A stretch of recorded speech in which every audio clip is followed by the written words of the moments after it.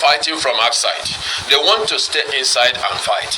And that is why we are going to see the end of that litigation, because if the appeal succeeds by stopping that removal of that subsection 84, I know that the federal government will equally appeal to maybe the Supreme Court until finally we have the final appeal. On yes, Otueko, don't you see that that clause is too harsh on the political appointees? If I am contesting election, fine. But if I am only going in as a delegate, must I resign to become just a delegate? I think if you want to discuss an enactment, a law or an act, you look at the intendment of the drafters of the act. Now, what mischief do they intend to cure? The constitution that the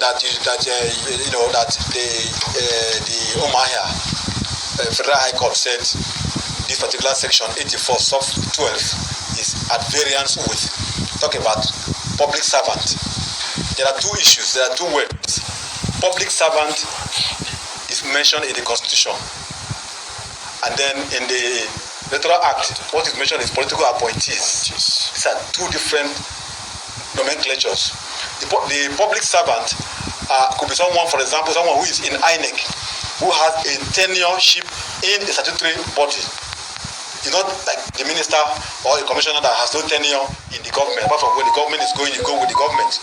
So when the drafters of the Electoral Act include section 84 sub 12, the intention is to cure the mischief of political appointees who have intention to vie for office like national chairmanship, for instance, or other positions in the Congress, or who wanted to also go and vote, or where a president will sit and have a retinue of 300 appointees and move them into the convention and say, go and vote for Mr. A, and they will argue and vote for Mr. A against the interest of other candidates. So automatically, the mischief there is to cure that we are a governor or a president who carry his appointees and go and vote for his candidate, either for a primaries to elect a party's candidate or for the election of party leaders.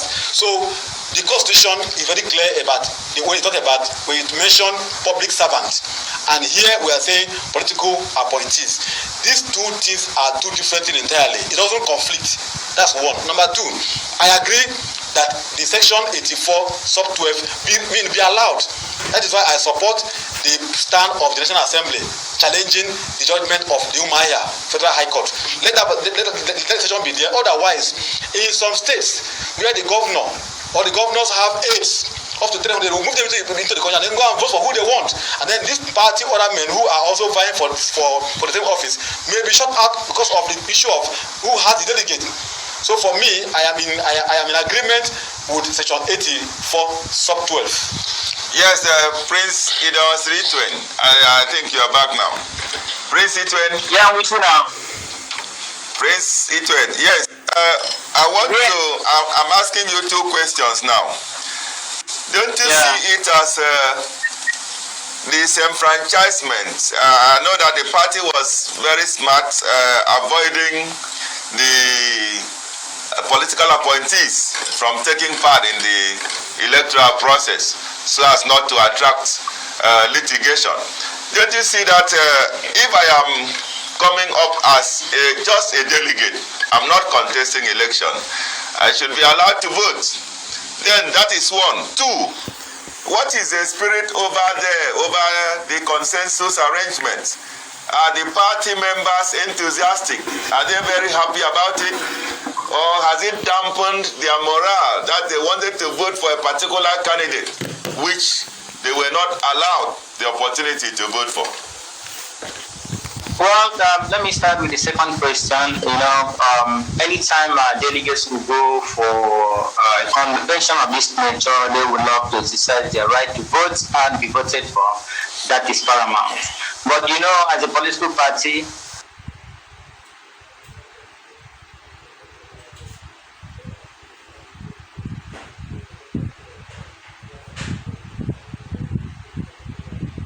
saw consensus as a better arrangement to put his house in order ahead of the elections. And for me, I think this has really paid off. For the delegates, they had these expectations that the convention will accord them the opportunity to vote. But